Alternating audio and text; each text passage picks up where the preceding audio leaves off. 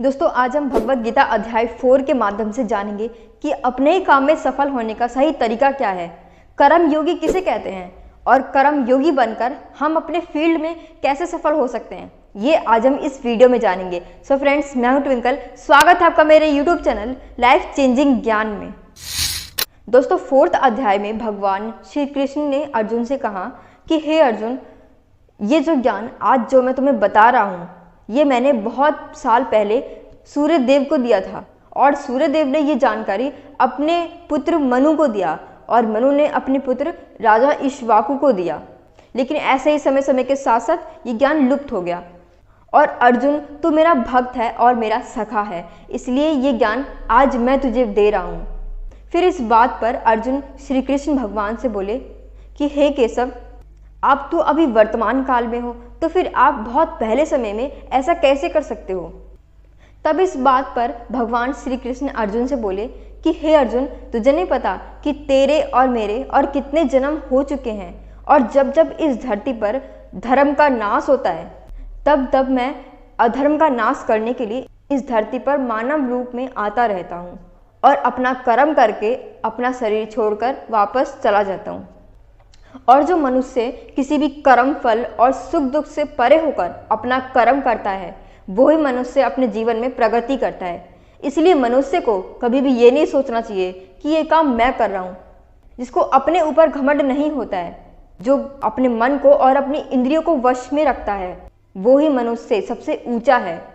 इसलिए किसी भी मनुष्य को अपने गुरु को पहचान कर, अपनी इंद्रियों को जीत कर, अपना लालच छोड़कर उनकी सेवा करके उनसे वह ज्ञान सीखना चाहिए।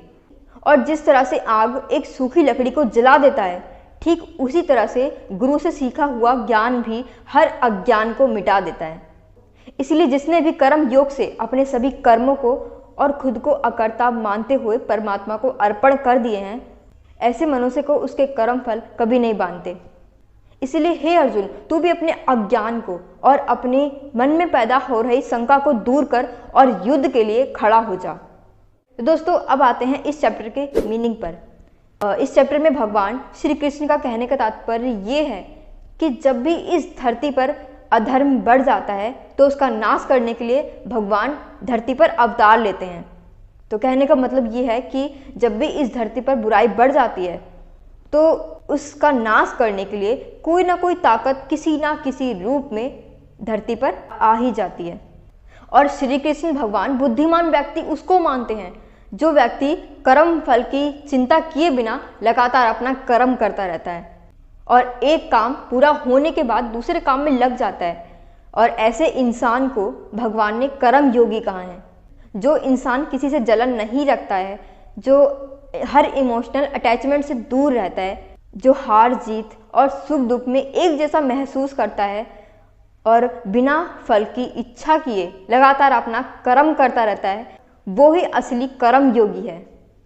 और दोस्तों आज की इस दुनिया में तो मेरी नज़र में तो यहाँ पर नरेंद्र मोदी जी का एग्जाम्पल एकदम फिट बैठ रहा है। और अगर आपकी नज़रों में भी कोई कर्म योगी का एग्जाम्पल यहाँ पर है तो फिर आप मुझे कमेंट करके बता सकते हैं। इसलिए दोस्तों आप भी कर्म करते समय फल की चिंता मत करो, मत सोचो कि आगे क्या होगा, बस प्रेजेंट में रहकर अपना कर्म करते रहिए।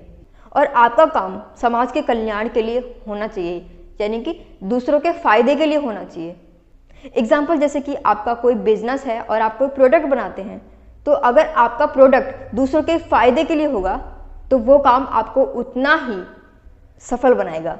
और श्री कृष्ण भगवान ने इसमें यह भी बताया कि अगर आपको किसी से कुछ सीखना है तो आपके मन में उस गुरु के प्रति रिस्पेक्ट होनी चाहिए, कोई लालच या फिर कोई बुरी भावना नहीं होनी चाहिए, तभी आप उनके दिए हुए ज्ञान को अच्छे से समझ पाएंगे। और दोस्तों हम चाहे किसी भी फील्ड में सफल होना चाहे, हमें उस फील्ड के सफल लोगों से ज्ञान तो लेना ही होगा।